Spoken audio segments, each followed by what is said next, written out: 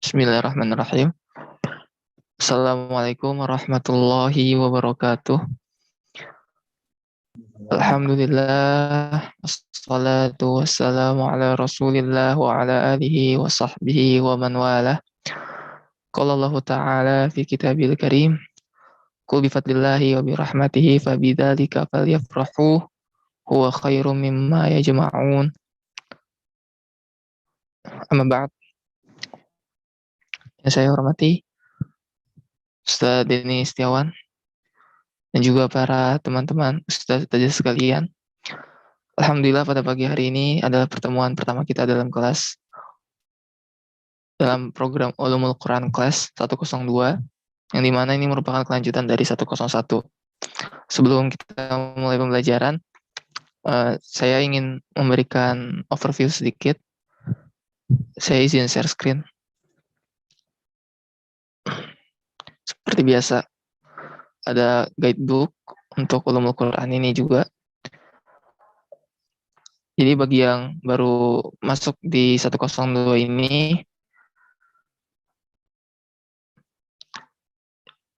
penjelasan sedikit tentang nama institut, bahwa nama institut adalah platform yang menyediakan pembelajaran bagi kaum masyarakat Indonesia, terutama para pemuda, dibagi menjadi 3 pokok bahasan, yaitu Al-Quran, bahasa Arab, dan hadis. Nah, sekarang kita membahas tentang Al-Qurannya, bertajuk Ulumul Quran, meskipun Al-Quran itu banyak, ya kan. Cabangnya kemarin, kalau kita belajar, ada namanya usul tafsir, misalkan ilmu tafsir, sekarang ini Ulumul Quran.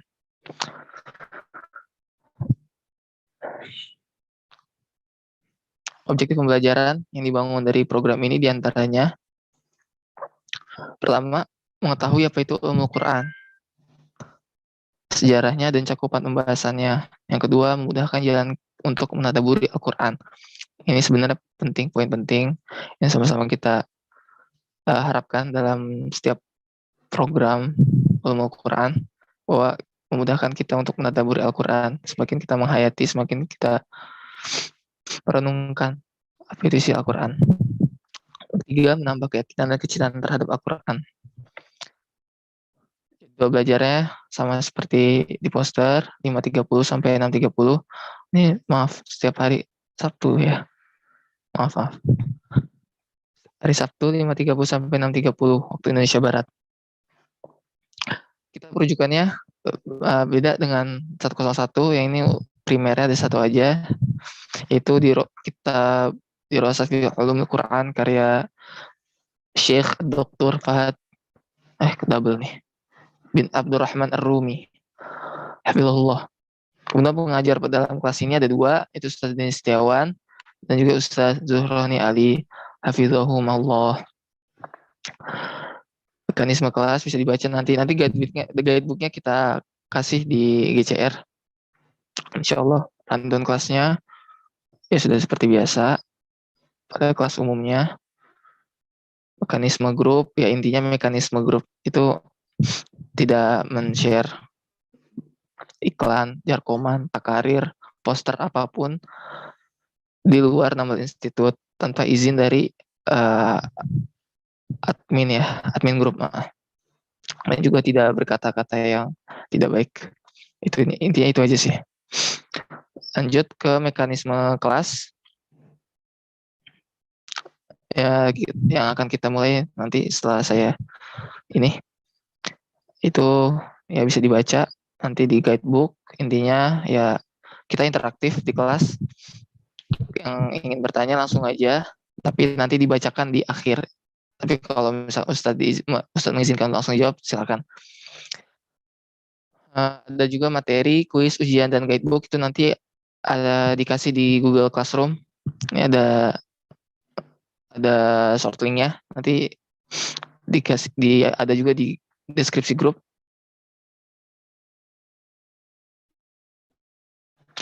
Dan penggunaan Google Classroom mungkin di akhir ya, kalau misalkan ada yang bingung. Nanti saya jadi tutor biar pada ngerti semua, biar kita sama-sama enak nanti belajarnya, pertanyaannya juga enak. Lalu untuk absensi, perizinan dan apresiasi, absensi ini nanti beserta kuis tiap pertemuan itu akan dikirim ke grup setelah selesai kelas. Nah, jadi ada absensi bareng sama kuis. Jadi enggak dipisah. Perizinan ya harus maksimal Hamin 2 jam sebelum kelas dimulai. Harus kedepannya mudah-mudahan ini terrealisasikan ya. Jadi ada izin tentunya ke PIC masing-masing. Kalau ikhwan itu bisa saya, bisa Kemal. Kalau yang akhwat ada saudari Bella. Sertifikat, nah ini rinciannya nggak terlalu penting sih, intinya hadir dan mengerjakan kuis ujian. Nah itu saya cukupkan presentasi ini, presentasi dengan Word bukan dengan PPT. Sekian, acara selanjutnya adalah pembelajaran utama kepada Ustaz Denny Setiawan. Jika sudah siap, bisa di open, bukan open, apa ya, videonya buka. Materi kita pada hari ini insya Allah adalah Rasul Al-Quran. Ustaz Denny, apakah sudah siap? Izin 1 menit dulu, insya Allah. Teman-teman juga bisa open kamera ya kalau ikhwan. Dianjurkan lah, mandub.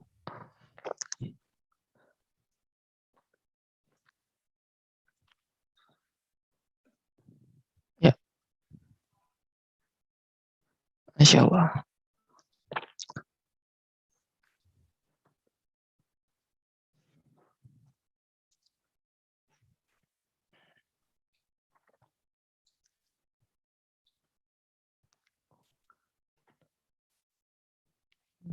Mm-hmm.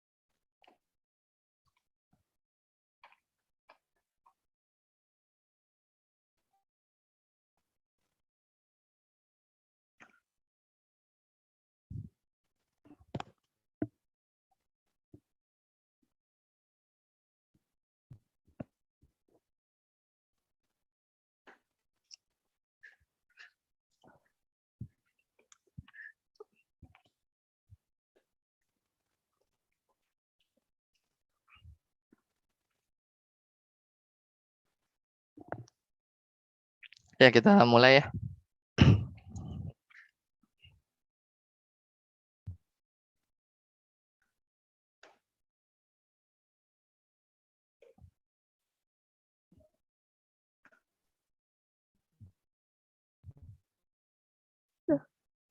Videonya ini ya selalu ketutup ya atau gimana? Kelihatan Set. Nah, tutup lagi Set.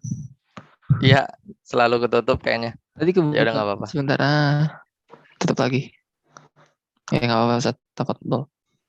Syukur. Ya, bismillah. Assalamualaikum warahmatullahi wabarakatuh. Waalaikumsalam warahmatullahi wabarakatuh. Kita mulai ya. Alhamdulillah. Alhamdulillahi munzilil kitabil mubin. Hudan wa bushra lil mu'minin wa tadhkiratan lil muttaqin. Wassalatu wassalamu ala imamil anbiya'i wal mursalin nabiyina Muhammadin as-sadiqil wa'di al-amin wa ala alihi wa ashabihi al-ghurri al-mayamin wa man ittaba'ahum bi ihsanin ila yaumiddin. Alhamdulillahilladzi bi ni'matihi tatimmus shalihat. Kita kembali dipertemukan di pagi hari ini ya dengan jadwal yang berbeda. Kemudian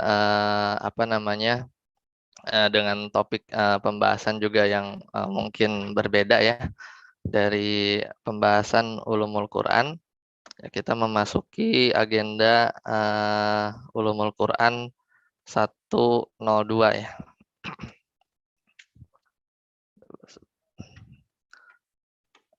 Share screen slide Anda sudah kelihatan? Terlihat Ustaz. Sudah ya.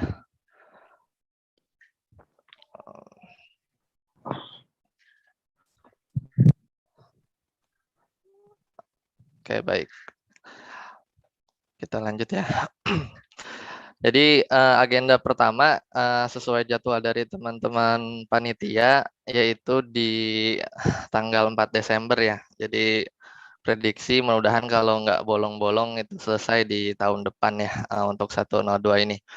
Kemudian yang berbeda dengan 101 kemarin di 102 ini saya dibantu ya di supervisi lah, supervisi oleh sahabat saya Ustaz Zuhroni. Ya nanti kita tandem berkolaborasi bergantian ya supaya tidak bosen lah 8 pertemuan kalau diisi dengan pemateri yang sama.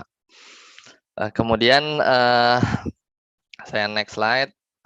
Jadi ini kan memang yang selalu ditunjukkan ya dari awal kita di 101, tapi kita belum tahu ya 103, 104 dan seterusnya ini nanti bisa jadi bergeser ya.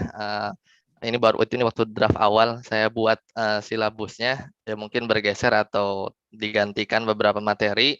Tapi untuk 102 insya Allah masih sama ya seperti yang sudah di-share di poster ini ya. Jadi kita pagi ini kita masuk di materi pertama ya tentang Rosem Al-Quran. Jadi sebenarnya menyambung cuman ya masuk di tengah-tengah juga nggak masalah ya karena ini sifatnya didesain sedikit lah dibuat sedikit diperlukan pengetahuan sebelumnya ya, tapi alangkah baiknya kalau 101 ikut atau sudah pernah mendengar materinya. Ya, jadi nanti di pekan kedua ada tentang kiroat, nah itu mulai nanti dipandu oleh Ustaz Zuhroni dan terus selang-seling atau nanti kita lihat ya dari sisi materi yang akan disampaikan oleh pematerinya. Kitab yang akan dibawakan ini sebenarnya bukan referensi yang baru ya. Jadi di 101 ini sering menjadi referensi nomor 3 ya.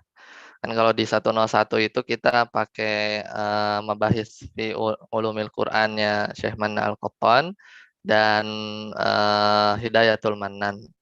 Ya, syarah dari ulumul Qur'annya Syekh Wahid Abdul Salam Bali ya. Kemudian beberapa referensinya diantaranya ini, dan sekarang di 102 kita menggunakan ini sebagai referensi utama, namun dalam pembelajaran silahkan dilihat di Google Classroom ya, kita tidak terpaku pada buku ini, yang bisa beli silahkan, yang tidak mencukupkan dengan PDF atau dari materi yang sudah di-share di GCR juga tidak masalah, karena yang di GCR itu biasanya saya potong-potong ya halamannya sesuai halaman-halaman yang memang menjadi materi di pekan itu ya. Jadi tidak book satu PDF 600 halaman gitu ya di-share enggak. Jadi dipotong-potong memang sudah dipilih. Seperti itu ya. Baik, nah kita masuk ya materi pertama. Sebenarnya Rosem Al-Quran dan sedikit nanti ada penjelasan tentang 7 huruf ya. Karena Al-Quran itu diturunkan dengan 7 huruf, dan 7 huruf ini ulama berbeda pendapat. Kemudian indikator pemahaman, kembali tidak muluk-muluk ya bagi ustadzah sekalian ya. Jadi selepas nanti materi pertama ini bisa cerita nanti ke murid-muridnya ya tentang Rosem itu apa sih gitu kan. Jadi orang tuh kalau lihat mushaf Depak ini Rosemnya Usmani enggak gitu kan. Usmani gitu kan. Cuman kok beda tanda bacanya? Oh, itu memang di sisi tanda baca, tapi dari sisi batang tubuhnya ya mushaf Depak itu menggunakan Rosem Usmani ya. Emang nggak boleh kita nulis Al-Quran nggak pakai Rosem Usmani ya, nanti kita bahas. Kemudian yang kedua ya nanti bisa menjelaskan perkembangannya ya, karena Rosem Usmani ini memang penulisannya ya hampir setiap abad itu selalu ada saja karya ulama yang membahas ini. Dan namun sayangnya nggak tahu ya, entah saya kurang update atau gimana ya, pembelajaran tentang Rosem Dobet ini cukup jarang.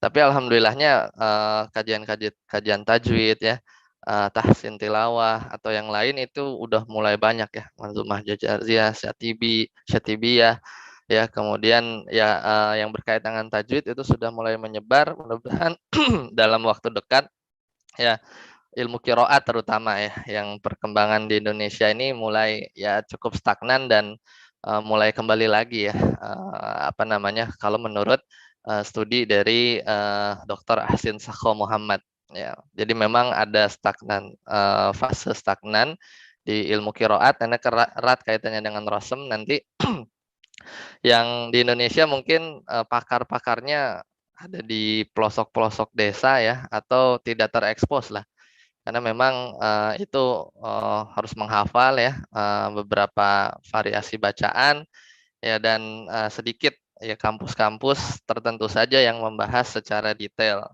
ya, meskipun itu jurusannya misalnya ulumul Quran, tapi spesifik Rosem qiraat itu masih jarang. Mudah-mudahan dengan sini nanti ada yang tertarik ya. Kemudian terakhir tentang 7 huruf ya, tentang 7 huruf dalam Al-Quran. Ya, kemudian ruang lingkup diskusi nanti ini tadi saya masih kurang nambahin ya, kita langsung masuk aja ya ke pendahuluan.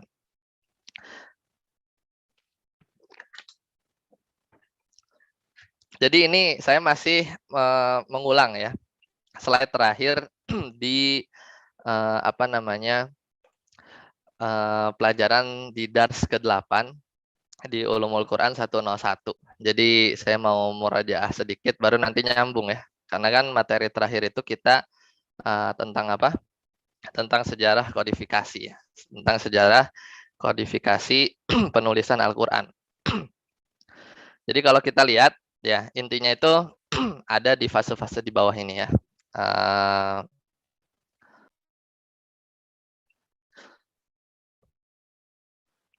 Jadi mulai dari penyampaian ya, di sisi kita udah banyak cerita ya.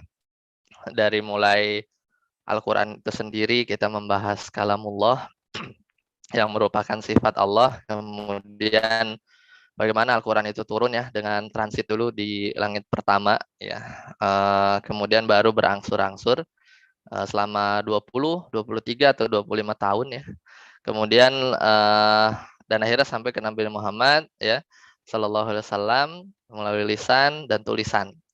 Dan kita sudah bahas juga di bacaannya, tulisannya itu apakah tauqifiyah ya, ataukah itu ada apa namanya, ada poin-poin ijtihad ya para sahabat di sana, dan mana yang rajih kita sudah bahas. Kemudian mulailah fase penulisan ya, disinilah mulai cikal bakal Rosem ya, cikal bakal ilmu Rosem, karena ketika mulai menulis ya, menulis apa namanya Al-Quran, maka ya Nabi ya tidak bisa menulis, tidak menulisnya sendiri ya, beliau punya sekretaris. Kita sudah bahas juga siapa saja penulis wahyu di antara para sahabat ya. Kemudian namun di awal-awal ini ya, di awal-awal penulisan, maka ya menulisnya itu tidak sembarangan ya, tidak sembarangan, dan ini terus diturunkan oleh para sahabat. Misalnya salah satunya Utsman gitu kan, ketika dia berkata ke Muawiyah, salah satu pencatat wahyu juga, perintahnya gini, siapkan tinta, tajamkan pena ya, tegakkan huruf ya ya, bedakan huruf sin ya, jangan kau bulatkan huruf mim, tulislah lafal Allah dengan bagus, panjangkanlah lafal Ar-Rahman gitu kan. Jadi detail gitu ya. Dan itu cuman cuplikan saja ya, cuplikan bahwa menulis itu ada kaidah-kaidah dan dibimbing, disupervisi ya. Dan tentunya itu diturunkan dari Nabi Muhammad SAW. Dan itu memang di sisi itu kita menilai atau para ulama menilai situ ada unsur tauqifiyah. Emang dari sononya gitu ya, dari sananya itu bentuk batang tubuh Al-Qur'an itu sudah begitu ya. Meskipun sampai ke kita ini nanti disempurnakan dengan adanya dobet gitu kan. Dengan adanya dobet tanda baca sehingga nggak botak-botak banget ya. Gundulnya tuh nggak keterlaluan gitu kan. Jadi kita bisa baca. Alhamdulillah itu ya berkat para ulama ya dan kemudahan juga dari Allah Subhanahu wa taala. Ya, kemudian fase pengumpulan ini kita banyak cerita ya, ada Abu Bakar, kemudian penyeragaman di masa Utsman, disalin, disebar dan baru di tanda baca. Ini materi terakhir nih di pekan 8 nanti bisa di-refer lagi ya. Ya, kemudian saya lewat dulu ya. Jadi ini kita udah banyak cerita ya. Jadi dulu tuh tulisannya kayak begini ya. Di masa Abu Bakar dibikin 1 jilid ya. Kemudian tulisannya masih belum ada titik ya dan masih ditulis di berbagai media penulisan. Dan itu salah satu faktor pendukung juga kenapa belum dikumpulkan secara masif ya. Karena gimana ngumpulin kulit sama batu kan nggak bisa dijilid spiral gitu kan. Nggak bisa dijilid digabungin. Jadi macam-macam. Kemudian belum diverifikasi lagi gitu kan nanti di fasenya Utsman gitu kan. Nah, jadi kalau di fase awal waktu itu kan ngumpulinnya itu ya Z ya ketua panitianya saat itu berdasarkan hafalan para sahabat dan tulisan yang dimiliki 2 orang saksi. Jadi kudu ada 2. Ya, harus ada hafalannya, kemudian harus ada tulisannya.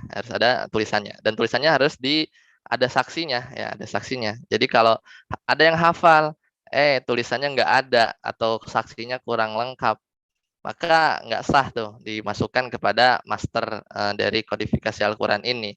Dan itu bisa jadi salah satu cara Allah memansuh ya, menghapus salah satu bagian dari ayat yang memang bukan pada asalnya bukan Al-Qur'an. Karena adanya nasikh mansuh ya kemarin kita bahas sebagai ujian. Ya, umat percaya nggak, umat Islam, bahwa di Al-Qur'an itu ada ayat-ayat yang dihapus ya dan ayat-ayat yang menghapus ya. Nanti itu ada detailnya ya di 103 nasikh mansuh. Kemudian ini ya di fase penyeragaman di zamannya Utsman ya, akhirnya dibuat ya kopinya ya ketujuh tempat yang di sana ketika itu ditemukan perselisihan ya, yang paling keras itu kan ada di di daerah Azerbaijan ya.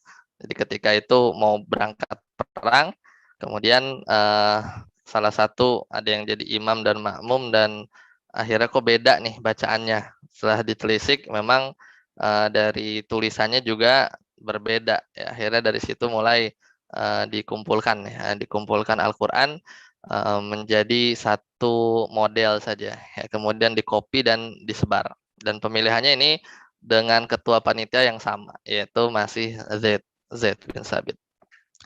Ini kita sudah bahas.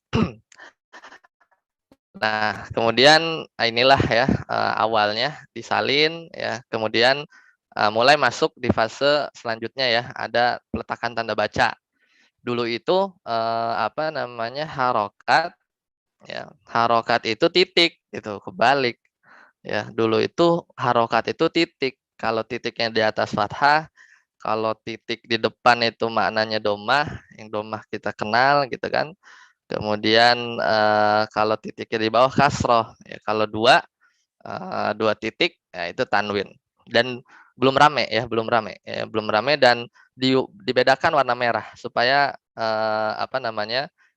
sang pencetusnya itu Abul Aswad Ad-Du'ali itu supaya tidak tertukar ya, atau tidak disangka nuktoh ini disangka nanti rosem ya.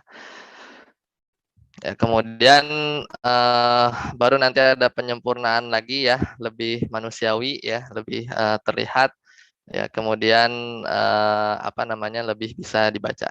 Jadi kalau dirangkum ya materi kemarin, ya, kalau kita rangkum, jadi Abul Aswad Ad-Du'ali nih yang pemberi tanda baca pertama ya, berupa titik pada akhir kalimat ya. Jadi awal-awal beliau nih, kemarin kan jadi soal tuh, ini beliau tuh diperintah oleh siapa gitu, itu juga khilaf para ulama, yang nyuruh siapa ya.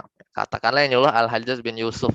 Berarti kan kemarin kan apa namanya, renungannya tuh sekelas Al-Hajjaj bin Yusuf ya, yang apa namanya, dikatakan fasik tuh masih masih cinta Al-Qur'an gitu kan. Sebejat-bejatnya orang dulu tuh masih cinta Al-Qur'an. Bahkan ini salah satu aktor juga ya, beliau di apa namanya, atas perintah dan ide beliau, Al-Qur'an itu didiferensiasi menjadi juz-juz yang kita kenal ya, hizb ya, sumun ya, kemudian ngitungin jumlah ayat, ini juga udah kita bahas ya.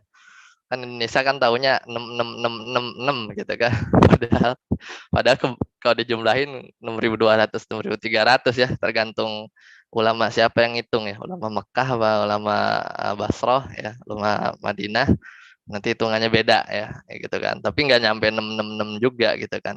Kemudian ada Yahya bin Ya'mur. Ini apa namanya, memperbagus lah dari pekerjaan ulama sebelumnya.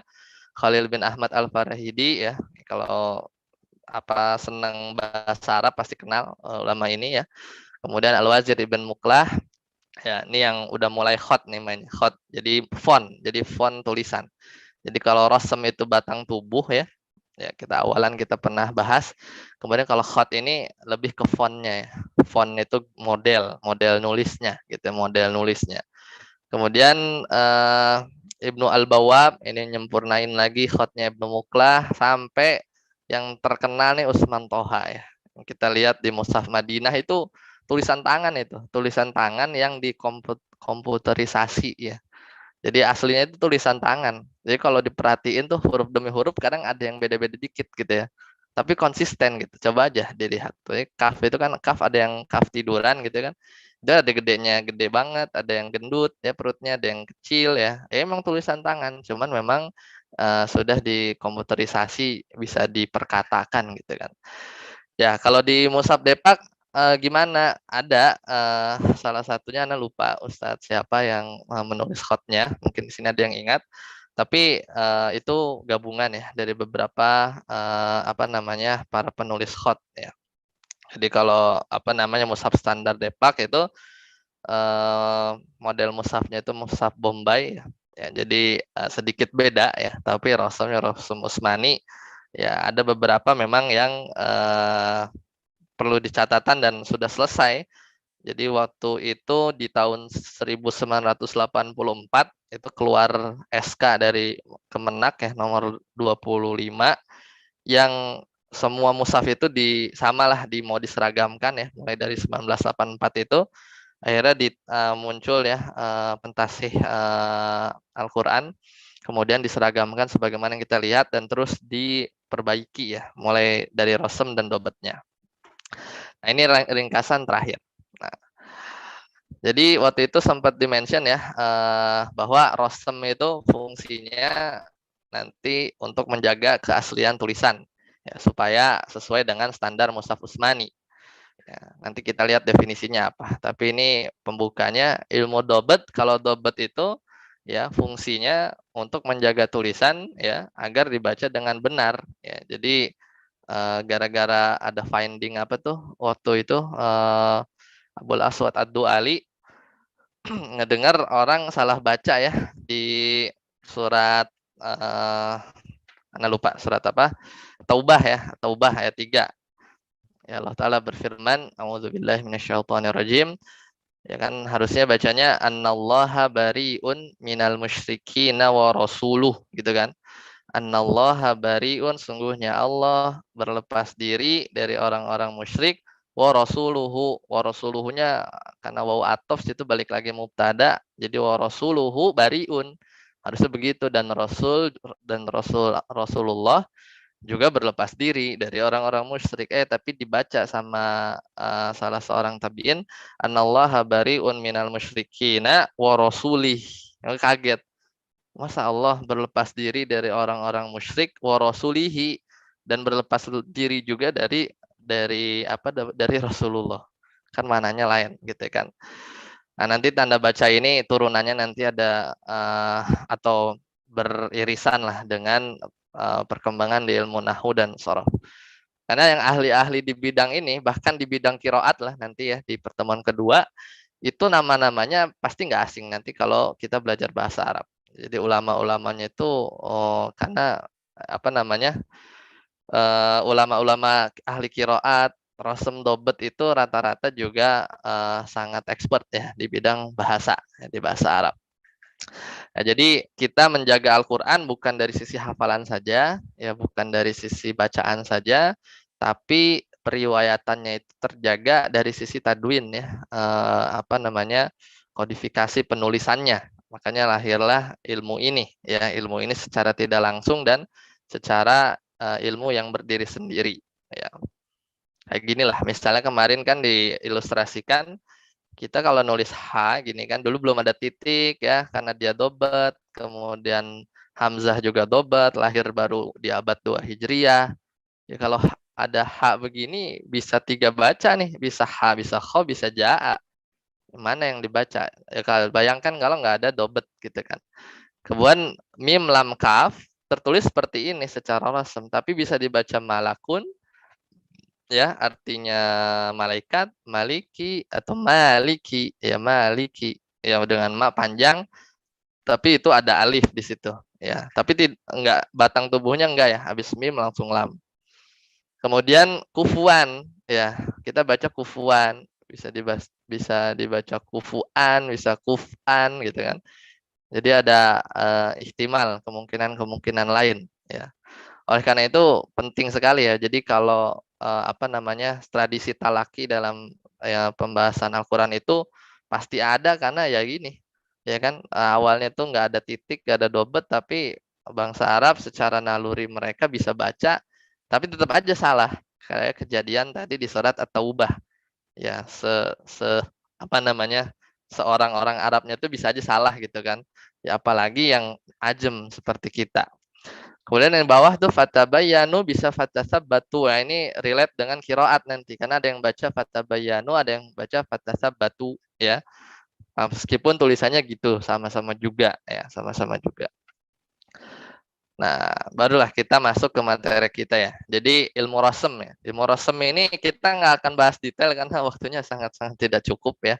Teman-teman nanti kalau yang bahasa Indonesia itu bisa beli bukunya ini yang cetakan pustaka Imam Syafi'i ya, karangan Abu Abdi Tawab, Abdul Majid Rayyash, ilmu rasem dan dobet warna biru tuh sepaket biasanya sama buku tajwidnya metode Syafi'i itu ada ya, ilmu dobet, ilmu rasem, tapi gak gitu lengkap juga, cuman untuk awalan bagus ya, untuk awalan kalau mau kenal-kenal dikit gitu ya, itu bagus. Dan di bukunya itu berwarna.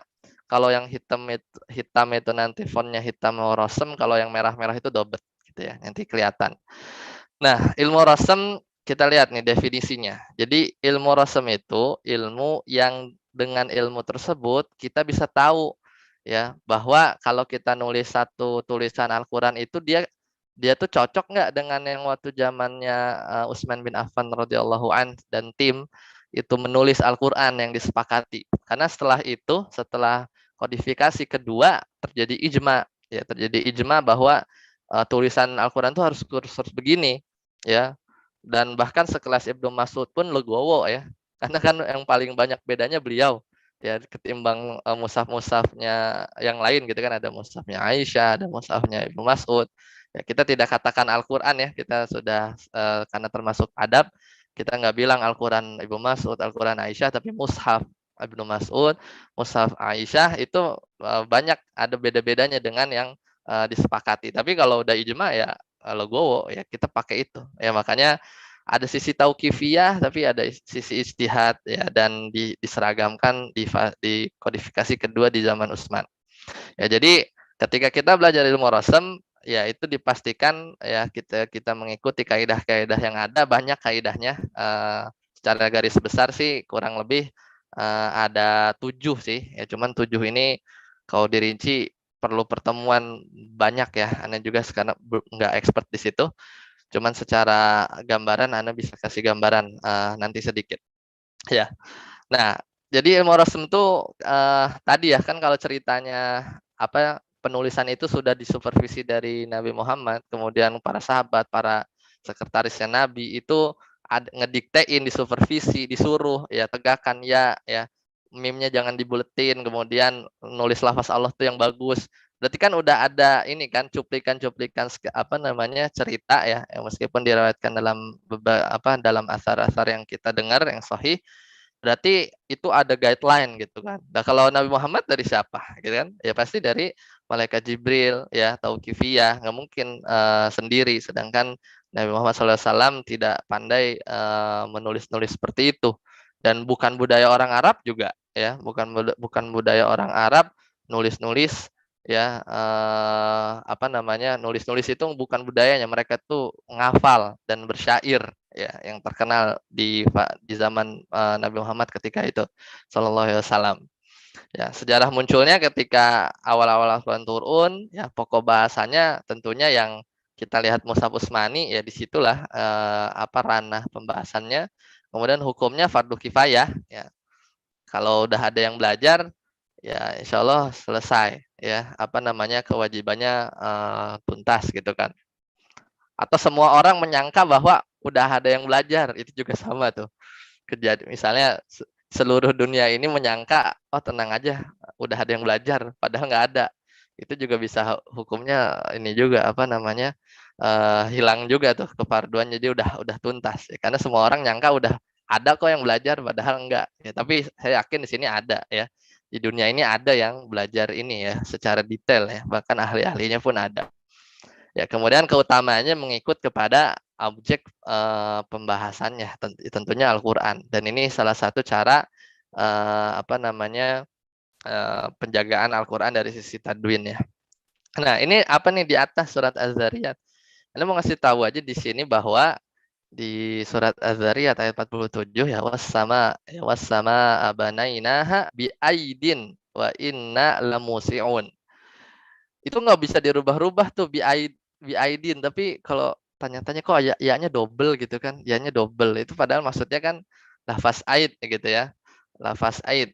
Ini kita nggak bahas sifat Allah di sini ya, karena panjang ya, karena di sini bentuknya jamak juga ada perincian ya.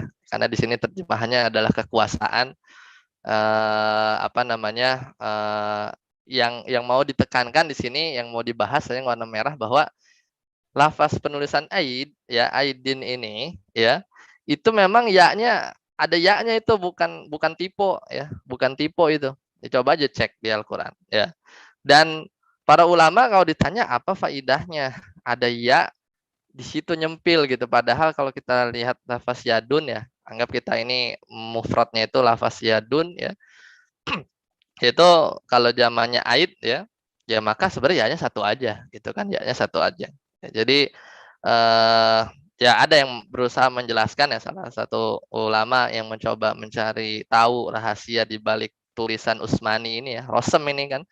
Kita nggak bisa protes atau nggak bisa minta apa namanya, kalau di percetakannya itu diedit lagi gitu, salah, nggak bisa, karena memang sudah dari sananya.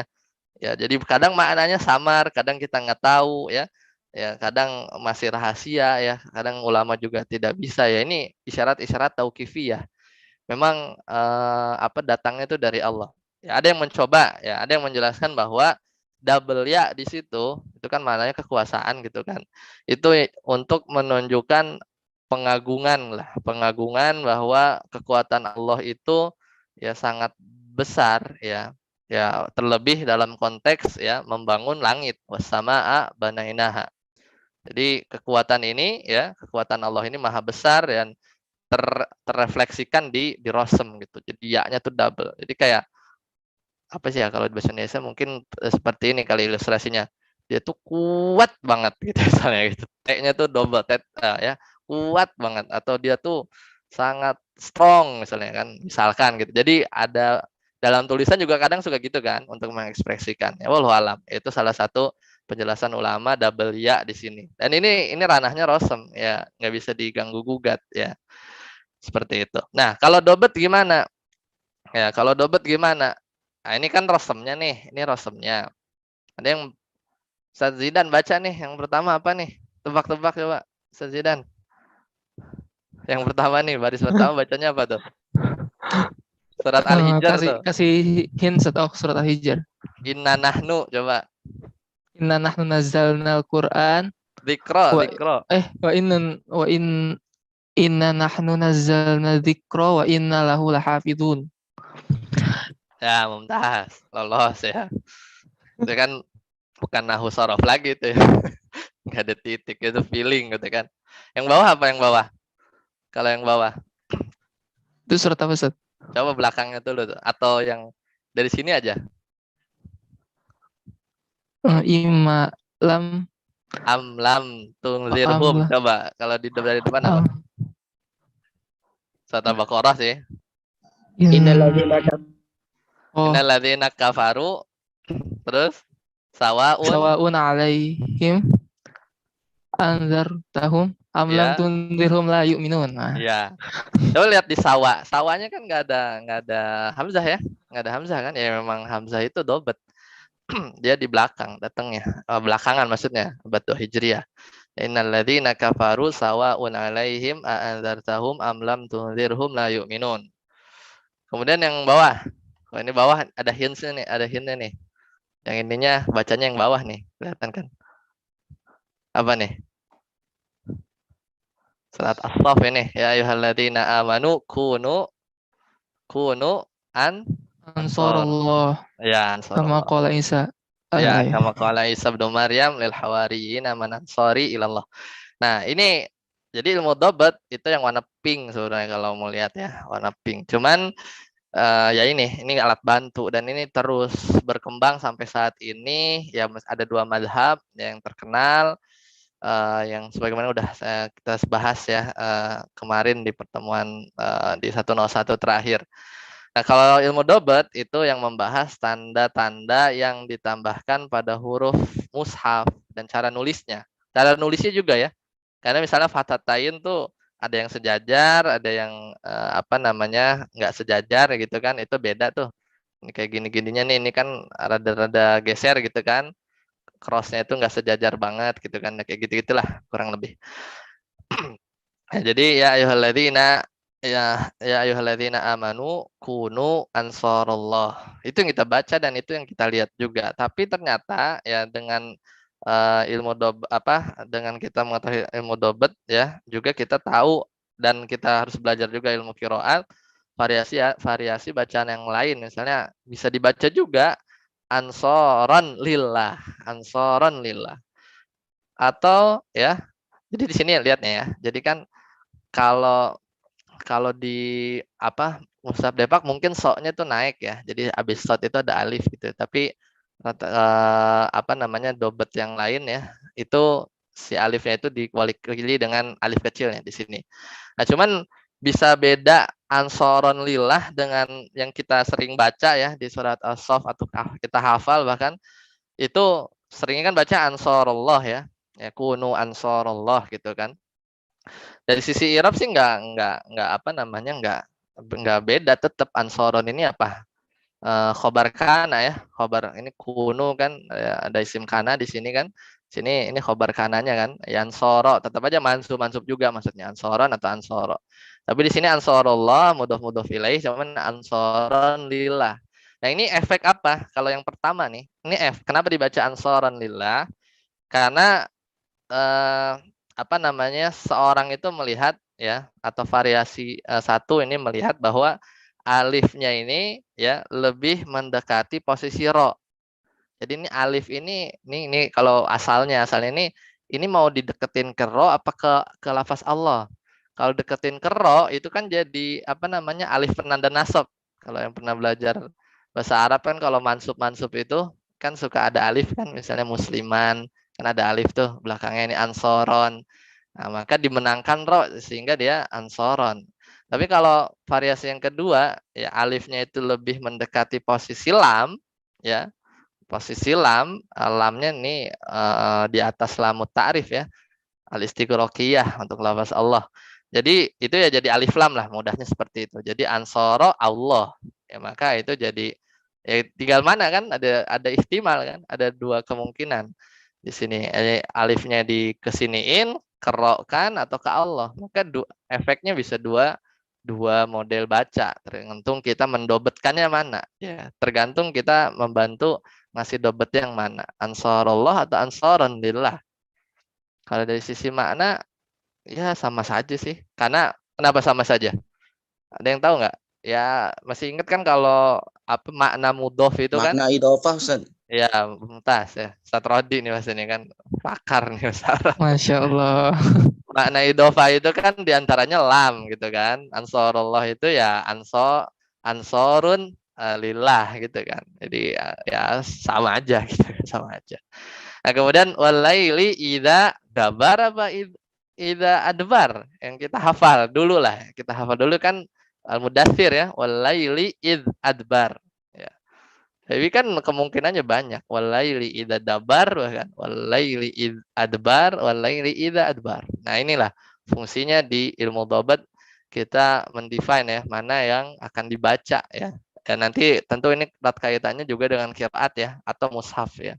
Mushafnya itu kadang sudah di apa namanya ya ditentukan lah. Misal kita jalan-jalan ke Afrika ya ke Maroko, pusing juga tuh nanti baca Al-Qur'annya ya. Kita harus cari mushaf yang biasa kita baca gitu ya. Qaf sama fa-nya saja beda. Nah, oke, kemudian ini sisipan aja ya. Kalau khot itu gimana? Ya, khot. Jadi khot ini beda. Jadi khot itu beda dengan apa namanya rosem dan dobet ya. Khot itu beda dengan rosem dan dobet. Ya, khot itu font. Ya, tadi saya bilang bahwa mayoritas itu kan umi ya kalau di zaman Nabi Muhammad SAW. Tapi sebagiannya ada yang disuruh atau belajar lah. Anda lupa lagi tuh nama sahabatnya yang pernah kita bahas juga ya. Yang dia suruh belajar bahasa Yahudi langsung 15 hari ya, kelar. Kita belajar bahasa Arab 15 hari belum tentu bisa ya, mesti bahasa asing gitu. Saking cerdasnya. Nah, pendapat pertama, Hot Arab itu dari Arab Selatan, ya, itu bangsa Himyar. Yang satu lagi ini di Yaman ya. Satu lagi berpendapat Hot itu datangnya dari bangsa Smith. Jadi memang bukan kebudayaan mereka, intinya itu. Bukan kebudayaan mereka, tapi tadi kita tahu kan ada Ibnu Maklun ya, yang apa namanya? Beliau menyempurnakan Hot ya dan jadi lebih rapih lah, jadi lebih rapih dari sisi bacaan apa tulisan yang enak dilihat ya maka yaitu kita bersyukur lah kita nggak apa namanya dulu dari kecil tuh udah bisa baca Al-Quran tuh tanpa susah payah lah karena sudah familiar ya sudah familiar. Ibnu Muklah ya, Ibnu Muklah yang khot pertama kali. Kemudian untuk pendapat kedua tadi ya orang-orang Smith ya di abad 9 sebelum Masehi. Ya, ini dulunya itu apa namanya bangsa Aramis ya. Kemudian tulisan bangsa Aramis ini dilanjutkan oleh kaum Nabatian. Kemudian dia nomaden pindah ke Anbar. Kemudian dari Anbar ini dia nyebar ke Mekah ya, ke Harb bin Umayyah ya, salah seorang pedagang. Jadi ya itu apa khot itu cara nulis itu datang dari luar ya. Karena pada asalnya bangsa Arab itu penyair dan penghafal gitu kan. Nah, ini khot ya. Jadi khot itu beda dengan rosem dan dobet. Ya, jadi model nulis ya, font bahasa kitanya font. Nah, sekarang coba kita lihat ya kaidah-kaidah dalam rosem Utsmani ya. Jadi kaidahnya itu ada 7. Cuman kayaknya nggak bisa kita bahas semua ya, nggak bisa kita bahas semua. Jadi di sini ada tabel nih, kalau mau lihat, sini ada tabel. Ini ada rosem imla. Imla itu ya kalau apa yang kita ucapin, ngomongnya begitu, tulisnya begitu. Ya, ngedikte lah. Atau nama lainnya itu rosem istilahi ya. Nah, ada rosem Utsmani itu yang kita lihat di Mushaf Madinah misalnya. Nah, tulisannya bedanya kurang lebih begini. As-sholah. Kita baca kan as-sholah. Tapi di Mushaf tuh ada pakainya wawu gitu kan. ya nggak bisa itu dipertahankan karena memang rosem gitu kan. Nah, itu tabel yang membedakan ya apa namanya imla dan usmani. Wa ala absarihim gisyawah. Ini soknya di sini alif kan. Kalau imla karena kita baca panjang. Tapi kalau di usmani soknya nggak ada alif, tapi nanti di sini ada alif dibantu dengan dobet gitu kan. Ya jadi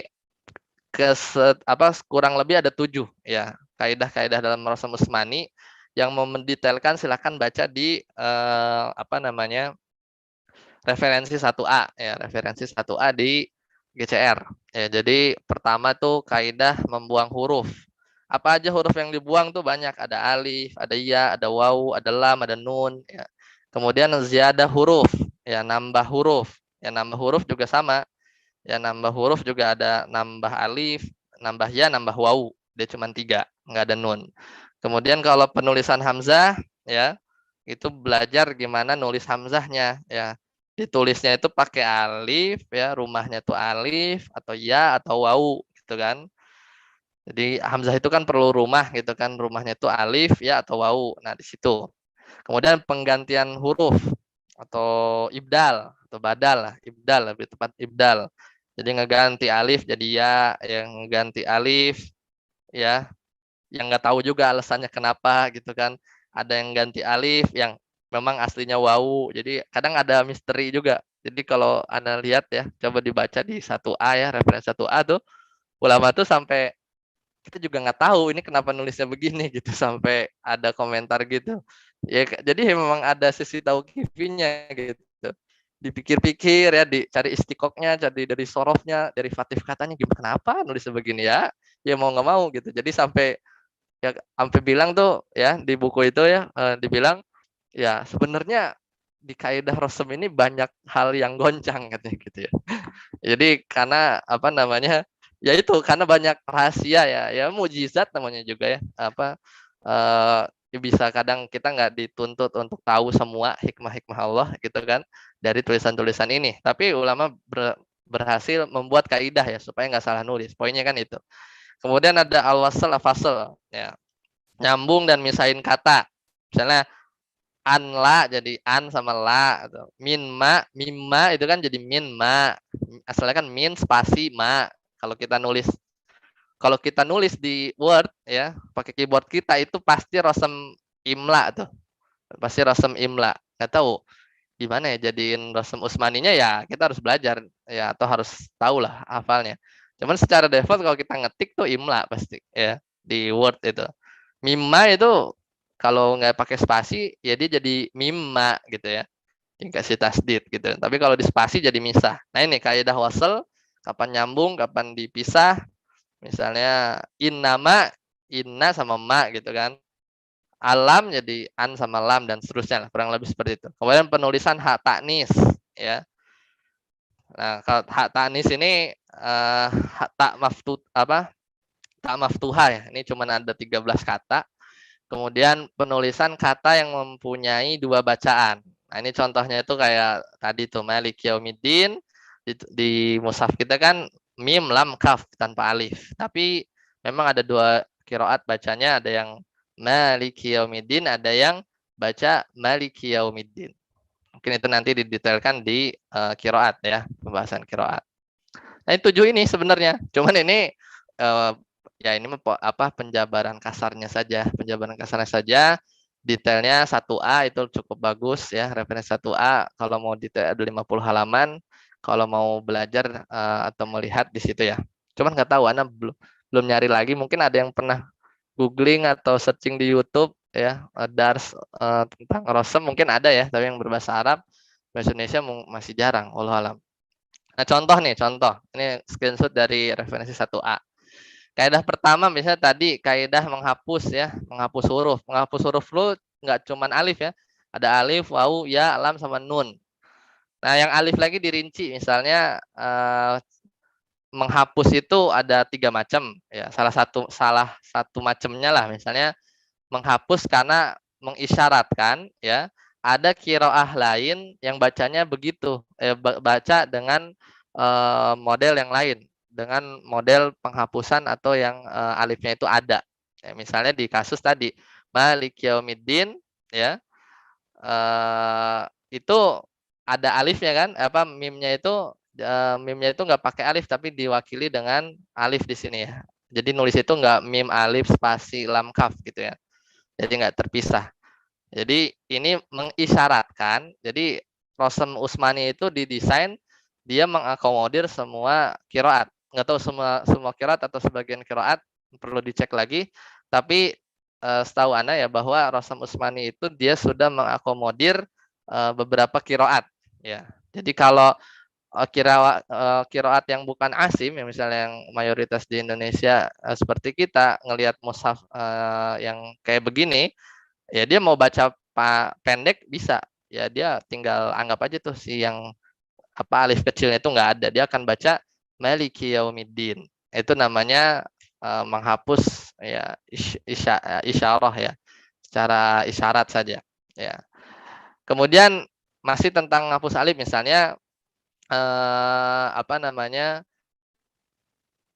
menghapus dalam rangka ikhtisar, ngeringkas. Ini terjadi di mana? Di jama mudzakkar salim atau jama muannats salim. Ini harus di-refresh dulu nih. Masih ingat ya jama mudzakkar salim nih, anak kutip dari Muyassar, masih ingat kan? Jadi kalau jama mudzakkar salim itu yang misalnya ditambahkan wawu dan nun ya, muslimun jadi muslimun, bisa muslimin gitu kan. Kemudian kalau muannats salim yang ditambahkan alif dan ta di belakangnya. Ya, jadi ini ada kaidahnya di pembahasan Rosem ya, bahwa si alifnya itu dihapus dalam rangka ikhtisar pada mudzakkar jama mudzakkar salim dan muannats salim. Ya, as-salimaini ya, as-salimaini. Contohnya di sini al-alamin. Ini kan aslinya alamun ya. Kemudian ini jamak kan. Wazariyat yang jama muannats salim, yang alif-alifnya itu jadi kecil-kecil gini tuh. Jadi dihapus. Nah, ini hasfu ikhtisar. Jadi dihapus si alif-alifnya ini. Wal hafidhin. Pas ini ada tuh di ayat apa tuh yang banyak sekali jamak mudzakkar muannats salimnya. Nah, ini dihapus. Nah, ini tapi kalau si apa namanya? Si alifnya itu ya, dia terletak setelahnya itu secara langsung ada huruf bertasydid atau hamzah ya, maka nggak dihapus. Misalnya ad-dallin, ini dia tetap tegak ya, karena setelahnya ada huruf yang musyaddadah ya kan, bidorrin ya, lidho, ini karena ada hamzah, jadi nggak apa namanya, nggak dihapus kayak ini nih ya, az-zariyat. Nah, ini detail-detailnya bisa dibaca di referensi 1A ya. Jadi kalau setelahnya tasdid, setelahnya hamzah, maka dia tegak lagi. Nah, itu kan kapan tegak, kapan enggak. Berarti kudu belajar bahasa Arab dulu pertama ya, kemudian baru ya kita lihat di pembahasan Rosem ya, baru kita latihan ya, karena ada latihannya juga sebenarnya. Nah, itu salah satu contoh ya. 1 dari 7, bahkan satunya saja kan baru bahasa alif ya. Ya 2% lah dari Rosem gitu kan. Nah, masih ada waktu dikit lagi ya, 2 menit lagi. Di sini kita lihat ya, boleh nggak nulis mushaf dengan yang bukan Rosem Usmani ya. Sini ada 3, yang satu bilang nggak apa namanya, penulisan Al-Quran itu ya pakai istilahi sama imla saja ya. Nanti kalau nggak ditulis secara imla dan istilahi orang bingung ya juga sih, benar ya. Ini salah satu pendapatnya Ibnu Khaldun ya. Kemudian pendapat kedua, enggak, Al-Quran itu tauqifiyah. Mau tauqifiyahnya dari sudut pandang waktu sebelum kodifikasi pertama ya, berarti kan ya dari sananya, atau menganggap ya tauqifiyahnya itu ketika terjadi ijma gitu, ketika terjadi ijma di zamannya Utsman bin Affan ya, ujung-ujungnya ya pokoknya harus ngikut. Dan ini juga pendapat jumhur 4 imam mazhab. Pendapat ketiga ini mengcombine. Kalau buat mushaf ya kudu pakai Rosem Usmani, tapi kalau nyuplik-nyuplik saja, misalnya di status WA ya, atau di buku surat kabar, itu bolehlah imla ya, karena kan bukan mushaf gitu. Tapi yang dirajihkan kalau baca di Syekh Mana Al-Qattan ya, Mabahis fi Ulumil Quran, beliau menguatkan pendapat kedua sih, pendapat kedua ya. Jadi harus pakai Rosam Usmani. Ya, jadi faedahnya apa? Ya, bahwa tadi ya dengan adanya Rosam Usmani itu kita dengan apa bisa mengakomodir segala bentuk kiroat, tapi perlu divalidasi lagi nanti nih di pertemuan kedua ya, benar enggak ya? Setahu Ana sih ya kalau tidak semuanya sebagian kiroat, karena mungkin kiroat yang sadzah itu enggak terakomodir ya di Rosam Usmani. Kemudian yang kedua, penulisan Rosam dan cara baca yang beda dengan Rosam, karena kita baca itu kan secara lafaz, Rosamnya kalau disesuaikan dengan bacaan kita kan pasti jatuhnya istilahi atau imla. Soalnya kita mendikte karena Rosamnya bentuknya beda. Berarti ini menunjukkan bahwa belajar Al-Qur'an apalagi ya apa namanya? Cara baca gitu qiraat itu mesti dengan talaki ya. Nggak bisa sendiri, nggak bisa dengan cuman baca. Harus ada guru. Kalau baca dijamin salah. Ya, karena kan baca ya tulisannya itu beda dengan yang dibaca ya. Perlu talaki, perlu tahu cara bacanya. Ya, seperti itu. Ya mungkin sampai sini dulu ya, apa namanya, karena sudah 6:30 ya, ada pembahasan lagi nanti ini bisa dibaca ya tentang 7 huruf ya. Ini apa namanya, ada beberapa pendapat, kemudian detailnya itu ada di Mabahis fi Ulumil Quran. Mungkin sampai sini dulu ya, kok ini referensinya nggak keluar ya. Silakan saya kembalikan ke Zidan, silakan. Ya, Oh, referensi. jazakallahu khairan Ustaz, atas materinya yang begitu penuh misteri. Kepada teman-teman Ustaz sekalian, bisa langsung bertanya di kolom chat.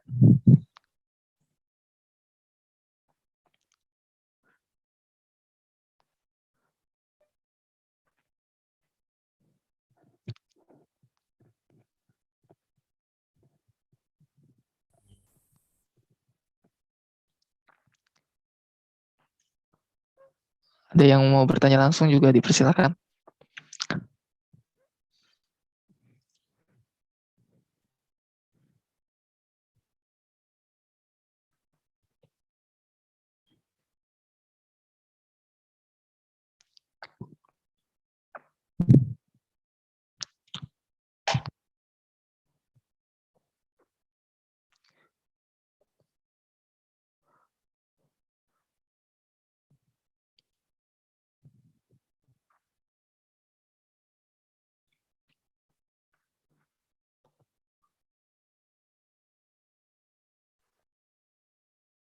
Nggak ada. Kalau nggak ada, kita tutup aja. Nanti seperti biasa ada kuis ya. Insya Oh, Allah. ada Ustaz, ada Ustaz. Lagi ngetik rupanya. Oh, ada. Ya, Siap. Kira saya mau oh ya, olahraga. enggak masih. Masih ada waktu. Ada yang bertanya Ustaz dari saudara atau Ustaz Dio Aditya. Bismillah, Ustaz, apakah setelah pengumpulan Al-Quran di zaman Utsman, Al-Quran dikumpulkan menjadi satu huruf saja?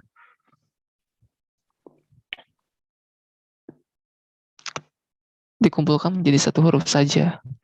Itu gimana tuh, Ustaz?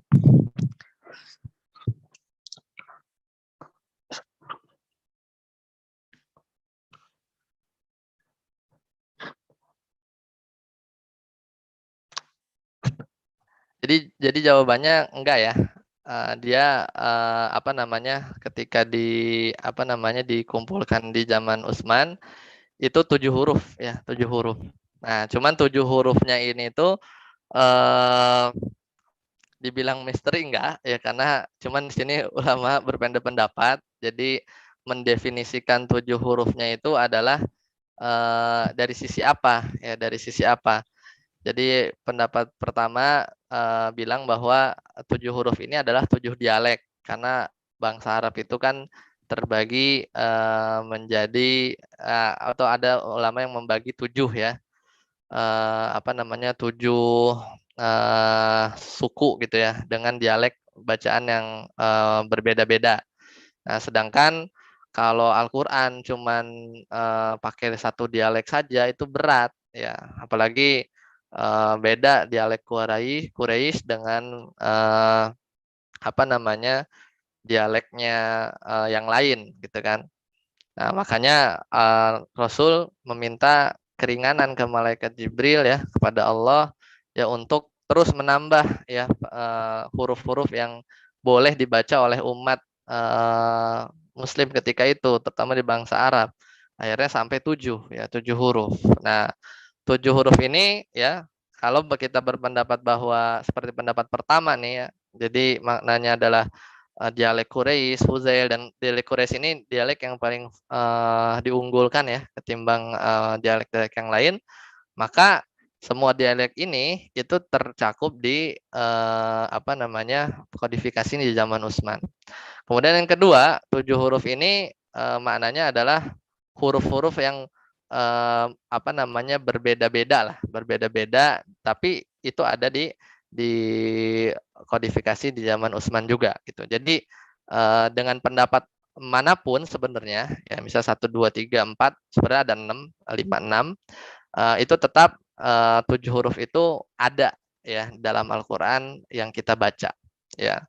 Kalau pendapat ketiga nih lebih meyakinkan lagi bahwa 7 huruf itu adalah sudut pandang yang lain. Jadi 7 huruf itu adalah perintah, larangan, ancaman, cerita, perdebatan di Al-Qur'an, perumpamaan, nah itu pasti ada.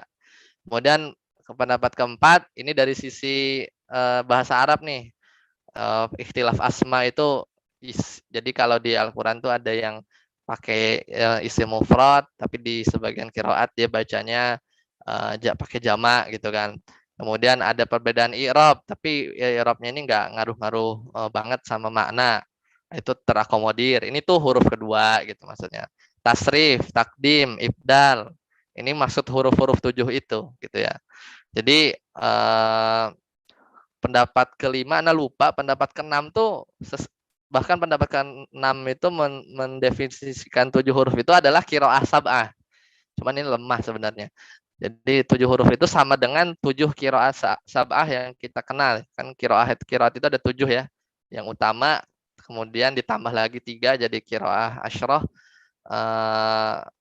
di belakangan ya. Jadi ada pendapat keenam itu bilang 7 huruf maknanya adalah qiraah sab'ah. Ya, jadi kalau Al-Qur'an di zaman Utsman ya dikumpulkan menjadi satu huruf saja, kalau maksudnya satu huruf ini adalah pembahasan 7 huruf, enggak ya. Jadi 7 hurufnya itu ada ya, terkumpul di apa namanya? Di kodifikasi di zaman Utsman. Jadi enggak ada yang dihilangkan ya, tidak ada yang dihilangkan. Wallahu alam.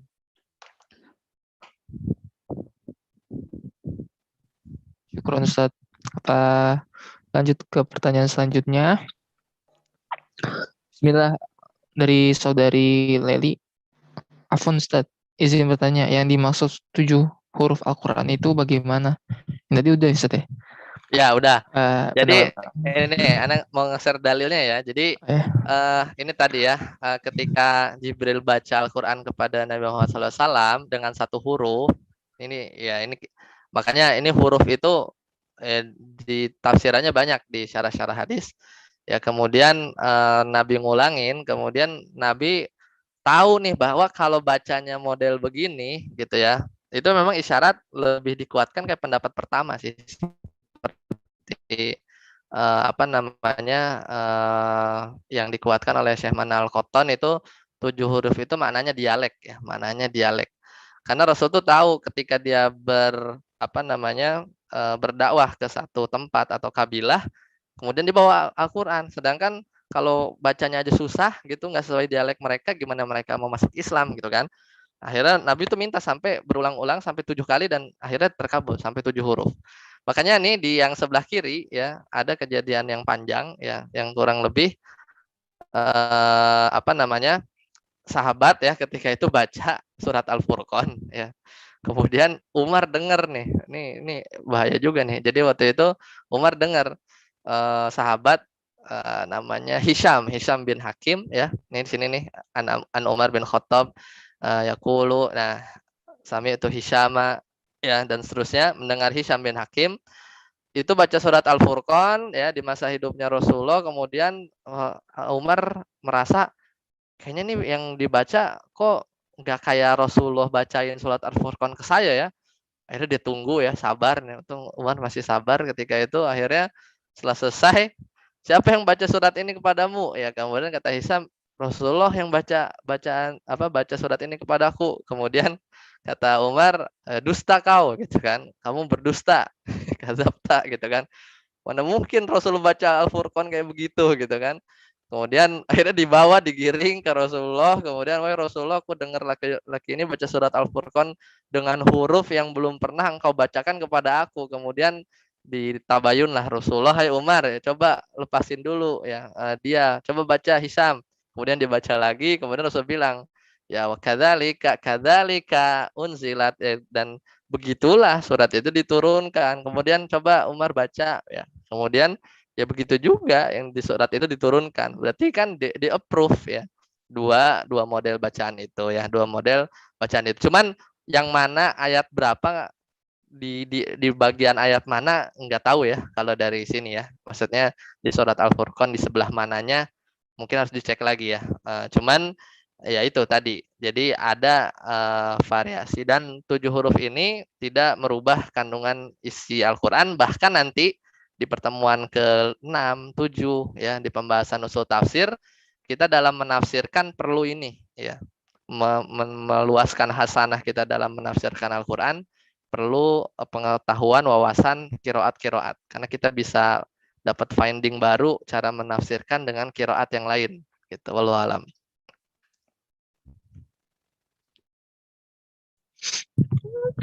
Syukron Ustaz. Lanjut ke pertanyaan selanjutnya dari saudara M. Bastian. Ustaz, boleh jelaskan lagi imla atau istilahi? Maksudnya imla Rasul mungkin ya. Imla Rasul atau imla istilahi dengan imla Utsmani. Itu Rasul yang berbeda ya?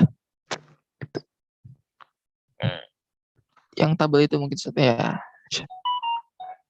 Ya, jadi itu rasam yang berbeda. Jadi kalau imla itu atau istilahi itu seperti kayak kita ngedikte nih, misalnya siapa tadi, Mbak? Ya, Ustadz Bastian didikte nih. Coba tulis lafaz ar-riba misalnya gitu. Pasti yang dibayangkan, atau ketik dah bahasanya. Ketik di Word ar-riba, pasti alif, lam, ro, ba sama alif pasti. Ya karena kan kita taunya matobi'i ya. Setelah fathah alif gitu kan. Tapi kita di compare di Al-Quran, oh tulisan riba tuh nggak begitu, nggak sesuai yang kita dengar ya gitu. Kalau bahasanya tuh yang didikte itu tulisannya itu adalah sesuai yang kita baca. Nah, tapi enggak di Rasam Utsmani. Rasam Utsmani itu udah dari sananya, tapi meskipun tulisannya ro, ba sama wau di sini, tapi kita tetap baca riba gitu ya. Jadi imla itu ngedikte gitu ya. Jadi tulisan yang muncul terdengar di kuping kita, kemudian kita bayangkan tulisannya apa sesuai yang diucapkan, itu imla namanya, istilahi.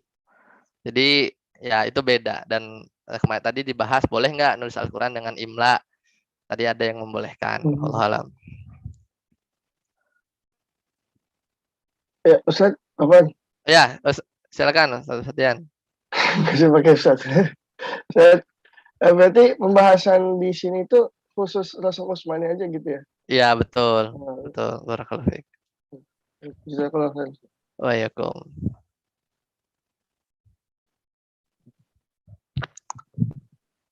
Lanjut Ustaz. Ya, dua lagi ya.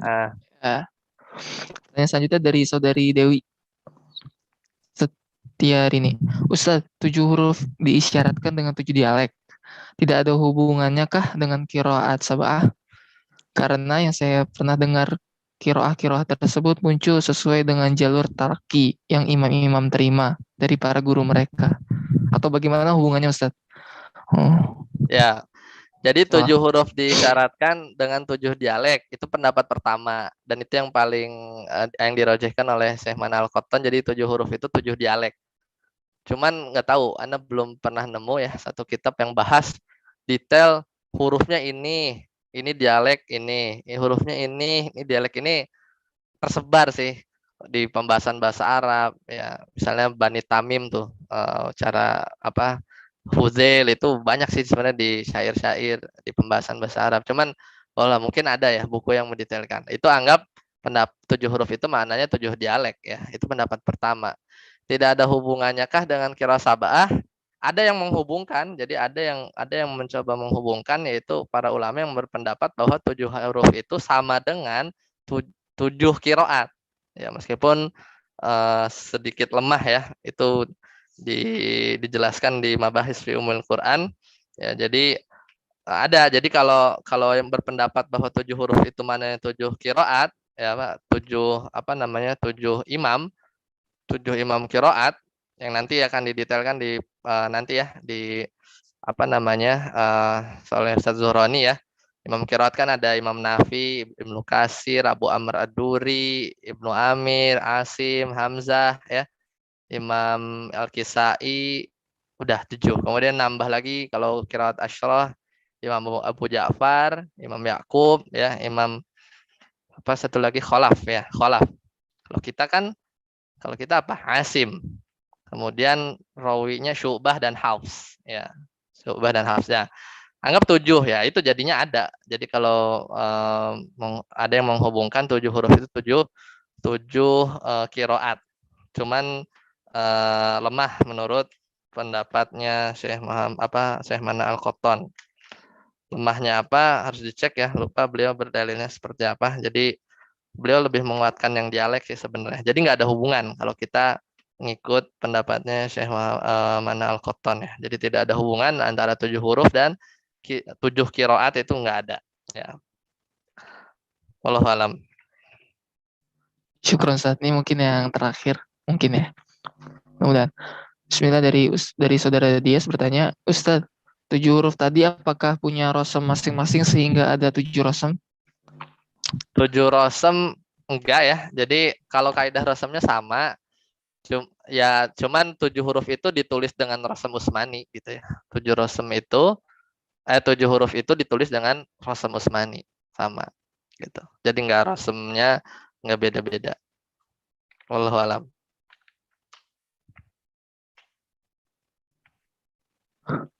Ini ada pertanyaan selanjutnya, jawab nggak Ustaz? Masih bisa nggak Ustaz? Silakan. Dari saudara Bastian lagi, Ustaz, tadi pendapat pertama yang membolehkan menulis Al-Quran dengan rosem selain Utsmani syaratnya apa ya? Yang pendapat, oh iya, boleh langsung bertanya, silakan. Oh, pendapat pertama yang membolehkan menulis Al-Quran dengan rosem selain Utsmani. Wah, mantap nih. Kritis. Jadi kan tadi ada yang bolehin bahwa ini kayaknya tertarik nih, jago kaligrafi apa enggak nih? Sebastian kayaknya kalau sekarang kan graffiti ya, bikin graffiti gitu ya, suka nulis-nulis gitu ya. Nah, jadi pendapat pertama yang membolehkan menulis Al-Quran dengan rosem selain Utsmani, berarti kan pilihannya cuma rosem imla ya, cuman rosem imla. Itu diantaranya mereka itu berpendapat bahwa jadi pendapat kan rosem Al-Quran itu ditulisnya pakai istilahi atau imla saja gitu kan, nggak usah lah pakai rosem Utsmani ya. Alasannya gini, tulisan mushaf ya dengan rosem Utsmani bisa membingungkan masyarakat awam, itu pendapat mereka. Coba baca Az-Zakawah, itu pasti nanti dibacanya Az-Zakawah itu, bukan Az-Zakah ya enggak. Jadi tulisan mushaf rosem Utsmani bisa membingungkan masyarakat awam, maka mushaf itu harus ditulis dengan tulisan yang akrab bagi mereka, which is yang akrab itu yang kita dengar bacanya gimana, ya itu yang ditulis, itu yang didikte. Jadi rosemnya harusnya imla dong gitu kan. Kemudian yang kedua, ini nanti jangan-jangan antum pindah pendapat pertama nih. Pendapat yang kedua ya, tidak ada dalil yang sharih dari Nabi SAW tentang keharusan penulisan Al-Quran dengan rosem Utsmani. Coba mana dalilnya ya. Jadi bahkan ya, ini karena ada para ulama, salah satunya Abu Bakar Al-Baqilani itu bilang, siapa saja yang mengharuskan cara penulisan Al-Quran dengan rosem tertentu ya, dia harus datangkan dalil ya. Tidak ada dalil baik dari Al-Quran maupun hadis, bahkan ijma sahabat untuk itu. Kalaupun ada hadisnya, yang intinya adalah arahan Nabi kepada para penulis mushaf. Semisal hadis-hadis yang tadi ya kita dengar ya, misalnya Nabi berkata ke Muawiyah bin Abi Sufyan, itu kan yang sering jadi dalil ini. Cuman kata Abu Bakar Al-Baqilani, itu nggak bisa jadi dalil. Itu mah cuman ya cerita aja tentang supervisi dulu. Cuman istinbatnya kok jadi wajib pakai Rasam Usmani, nggak bisa pakai dalil hadis itu. Misalnya hadis tadi ya, salah satu ya hadis yang lain, Nabi berkata ke sahabat Muawiyah bin Abi Sofyan, Nabi ngomong begini, letakkanlah tinta, lancipkanlah tadi ya, lancipkanlah pena, tegakkanlah huruf ba, pisahkan, renggangkanlah huruf sin. Jadi kalau nulis sin tuh jangan deket-deket, jangan kamu panjangkan huruf mim, baguskan nulis lafaz Allah ya. Itu kan tadi ya salah satu asar ya atau hadis ya yang sering dijadikan dalil bahwa wajibnya Rasam Usmani. Ya, itu alasannya. Ya, itu alasannya. Wallahu alam. Tapi ada bantahannya, biar antum cari sendiri ya. Ada bantahannya, itu bisa dibaca sih di Mabahis fi Ulumul Quran. Bantah habis tuh sama Syekh Manal Al-Qotton bahwa kudu pakai Rasam Usmani. Meskipun tadi ada yang berpendapat gitu dalilnya atau argumennya. Diskusinya pindah ke GCR aja Ustaz ya. Ya, Bantahannya. Nah, itu. Lalu lanjut. Apa nih? Dari Surodi ya, Surodi. Afwan. Kalau kita lihat Al-Quran Al-Quran Indo itu Rasam campuran atau Rasam Usmani Ustaz? Mumtaz, barakallahu fiik ya. Jadi jawabannya ya antum bisa lihat dari salah satu buku tadi ya. Anda megang ya buku Dr. Ahsin Sakho itu apa namanya di halaman 130 ya. Jadi antum bisa beli buku ini nih, bukan promosi ya. Jadi ini bagus ya.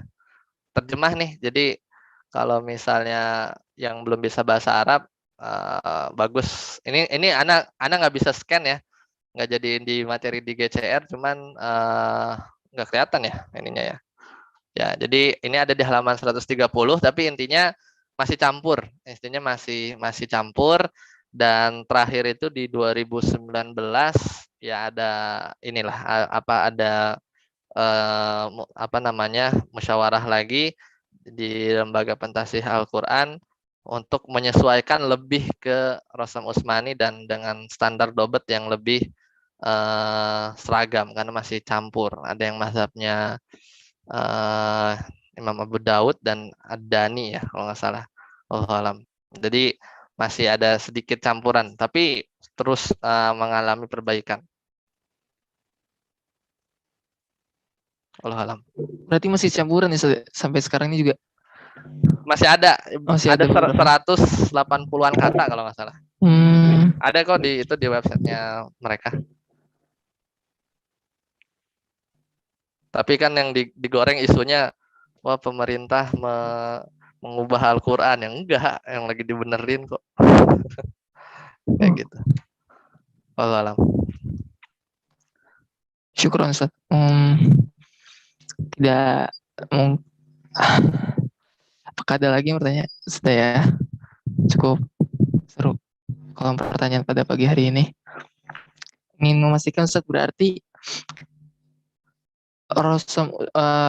pembukuan yang dilakukan di zaman Utsman itu mencakup 7 huruf Ustaz. Iya. Jadi 7 huruf itu tersebar di mushaf di kodifikasi kedua. Tersebar. Apakah ya. Bukankah ada yang dimenangkan Ustaz dari 7 huruf itu? Apa maksudnya caranya gimana menggabungkannya? Kan itu apakah sama semua 7 huruf itu beda-beda sedikit? Saya masih rada bingung sih. Cara menggabungkan 7 huruf itu cara gabunginnya gitu. Jadi ya itu. Jadi di beberapa kondisi dimenangkan, nanti di beberapa tempat dimenangkan dialek yang lain. Ya, kayak gitu. Karena itu yang dipilih atau di beberapa misalnya yang dialek gitu ya. Tadi kan 7 hurufnya juga ini berbeda pendapat, makanya tadi kan kalau yang dialek ya karena mungkin ini kecampur pemahamannya kalau misalnya gimana cara tetap ada 7 huruf, katanya kan kalau nggak salah kan nanti kalau ada yang sama yang dialek Quraisy yang menang gitu kan, ya pasti otomatis semua itu dialek Quraisy semua dong kan. Iya, nah, itu kalau pendapat pertama gitu kan. Makanya yang kedua ya tadi ya melihat ada yang misalnya pendapat keempat dari sisi ikhtilaf asma, takdim di apa i'rabnya beda, itu 7 huruf tuh di situ. Ya, cuman di beberapa kesempatan sih nggak selalu dialek Quraisy juga. Ya kadang di situ ada kiroat-kiroat yang setidaknya dalam rosem itu diakomodir gitu ya. Jadi rosem Usmani juga mengakomodir bacaan dialek yang satu dengan dialek yang lain. Dari situ bisa ya di situ masuk ya semua apa namanya semua dialek tuh ada ya semua dialek tuh ada. Masya Allah. Jazakallah khairan Ustaz. Baik, Kalau baik kita masuki sesi penghujung. Mungkin saya mau tanya, apa ada yang belum masuk GCR dari 32 orang yang masih ada di Zoom ini? Yang belum masuk, angkat tangan. 1, 2, 3, 4, 5. Nggak ada ya? Nggak ada, berarti itu ada masuk semua. Jadi saya nggak perlu lagi cara buat masuk GCR. Ini intinya di GCR itu nanti ada informasi semua dari kelas UKC 102 diinfokan di sana. Dan diskusi juga berjalan di sana. Tapi kalau misalkan ada di WhatsApp juga nggak apa-apa, tapi sebaiknya kita pindah ke GCR biar lebih terkodifikasi. Gitu. Jazakumullah khair untuk semua peserta sekalian. Insya Allah kita akan lanjut pekan depan dengan pembahasan yang beda tentunya. Insya Allah. Jika tidak ada ditanyakan, maka saya cukupkan dengan doa kafaratul majelis. Subhanakallahumma bihamdika asyhadu an la ilaha illa anta astaghfiruka wa atubu ilaik. Assalamualaikum warahmatullahi wabarakatuh. Nanti ada absensi dan kuis ya. Jadi Waalaikumsalam warahmatullahi wabarakatuh. jangan lupa diisi. Oh ya, barakallahu fikum.